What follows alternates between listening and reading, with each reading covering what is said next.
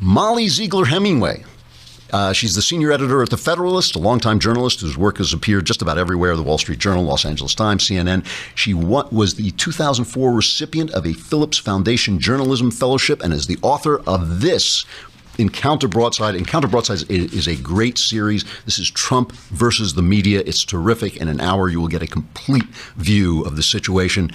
You can find her on Twitter at MZ Hemingway. Mollie, you there? I'm here. There you are. How you doing? Great. Good to be here with you. It's good to see you. I read this book. I thought it was terrific, and we're going to talk about it in a minute. But first, I have to get your reaction to what's going on today. I mean, it seems like mass hysteria to me, but maybe I'm not being fair to our friends in the media. Well, there's no doubt that the firing of an FBI director is a major story. Yes. So it's totally legitimate to make it a big story and to cover it as if it's a big story. So what's interesting really is the manner in which it's being covered, or the particular spin that's being put out. There seemed to be an immediate consensus that Donald Trump fired Jim Comey, a man who is deeply unpopular across the political spectrum, who's been embroiled in bad decision-making for the better part of a year, and who people have been calling for the firing of for the better part of a year. Yeah. They believe that Donald Trump fired him because he was directly over target in a grand Russian conspiracy, and that this was the smoking gun that they had been waiting for. And that particular angle is what I think makes people see it as hysteria, because it is. Right. I mean, because there's no possibility that the FBI is going to say, oh, Comey's gone, let's drop the Russia thing. Forget that.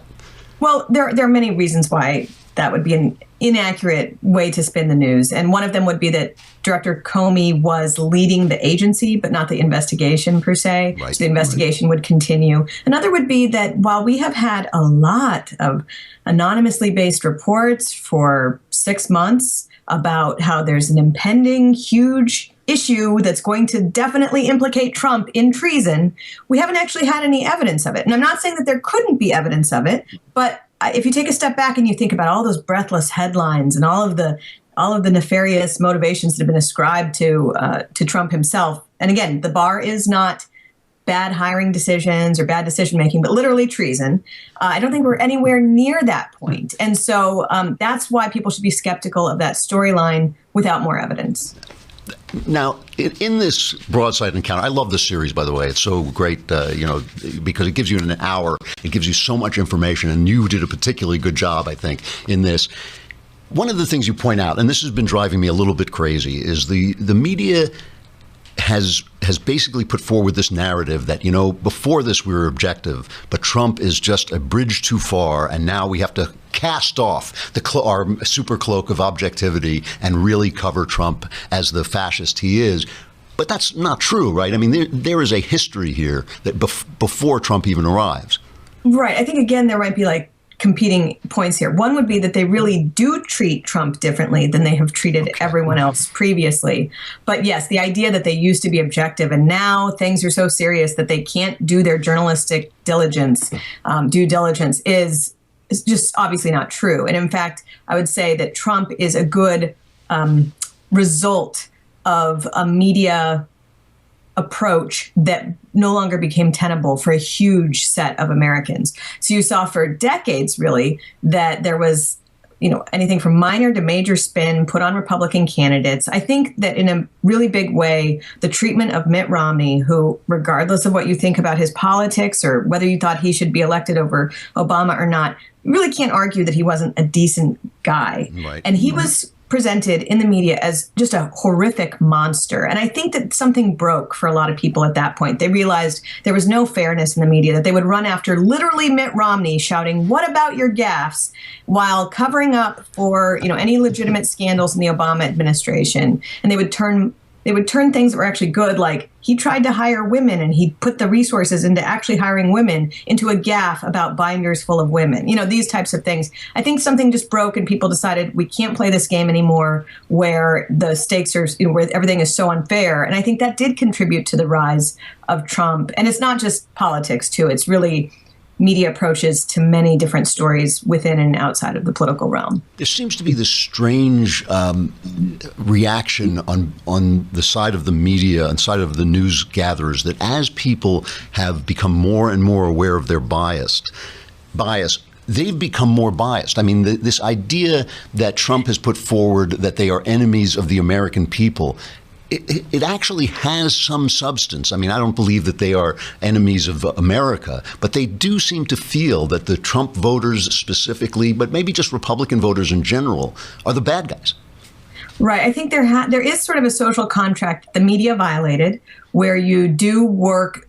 You think that the media they have all this power. You give them access under this idea that they will work to help out the civil conversation, and that they will at least accurately describe things on both sides. And when you have media that in the last couple of years did stuff like roam the countryside looking for heretics who didn't share their very same views on sexual politics or whatnot, that does feel like they're an enemy. And I think it's reasonable that people feel deeply hurt and betrayed by the media when they're telling so many false stories, not just about things that they know personally, like their own views, and seeing how their own views were characterized by the media, but also big stories about, treatment of, like, for instance, the Rolling Stones story about the fraternity that was accused of doing a gang rape, and it turned out it was completely untrue. When you break that contract, I think people have every right to be deeply upset, and that is and that's what you see. So.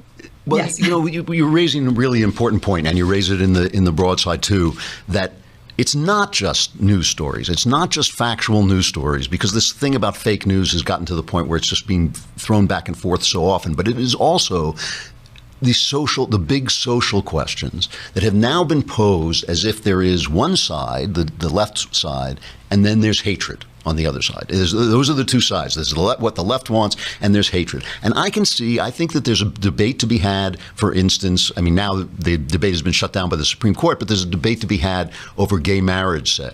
Oh, did we lose her? All right, well, then I will continue to talk until we get her back. That one of the things that Mollie points out in Trump versus the media is it's not just about news stories. It's not just about who did what when. It's also these social questions that have been posed in this completely unfair dichotomy between what the left says and hatred. So, for instance, there's a debate to be had where one person says, I think that marriage should be redefined to include gay people. We now accept them. It's not, the society has changed. Social opinions have changed. And the other side says, well, marriage is a central building block of society. Like, whether you're looking at the Bible, whether you're looking at the creation myths of the Greeks and Romans, they always start with a man and woman getting married, and that becomes the foundation of society. When you redefine that, you are making it.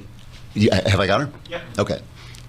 What happened? There you are. Okay. I was just making the point that there is a debate to be had about, on the one side, there's, people who say now it's time to include gays in the definition of marriage. That's one side. And the other side is no, this is a central building block of society. Don't mess with the definition because it's a load-bearing wall. That's a debate to be had. I understand that debate. But the debate that, now it's time to include gays, and if you don't want to do that, you are a bigot, like the guys who stood with dogs and stopped the marchers in Selma.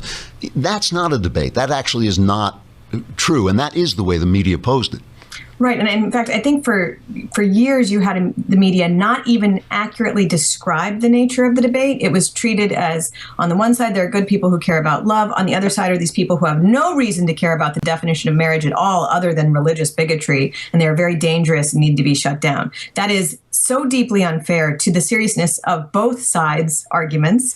And it is also just damaging to how we interact with each other as neighbors. And when you hear each other's arguments, you can do a much better job of predicting negative unintended consequences of changes and just working together. And, we are a nation that has always been full of many different people. And it's important that you have good conversations so that you understand that.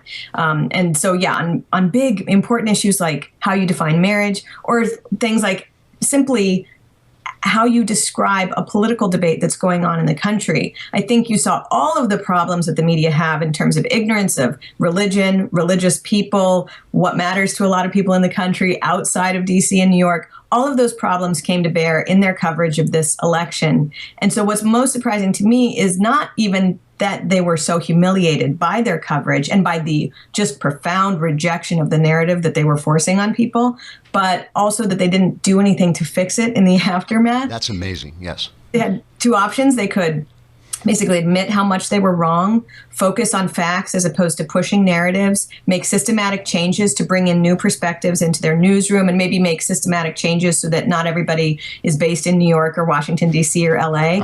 They chose not to do that. They did none of those things. They promoted people who did the worst job during the election, or they elevated them to different papers. And they seem very invested in continuing this narrative and proving people that they were wrong to reject Hillary Clinton and the media and to take a risk on Donald Trump. What is it you think that Trump did specifically? Why did Trump get this? I mean, certainly Republicans have been complaining about media coverage since I can remember. I can't remember a time when they didn't complain about media coverage. But what is it that Trump did specifically that took advantage of this situation? I mean, he obviously knew that the moment was right, that time was right, and he knew what to do with this. What was it exactly that worked for him?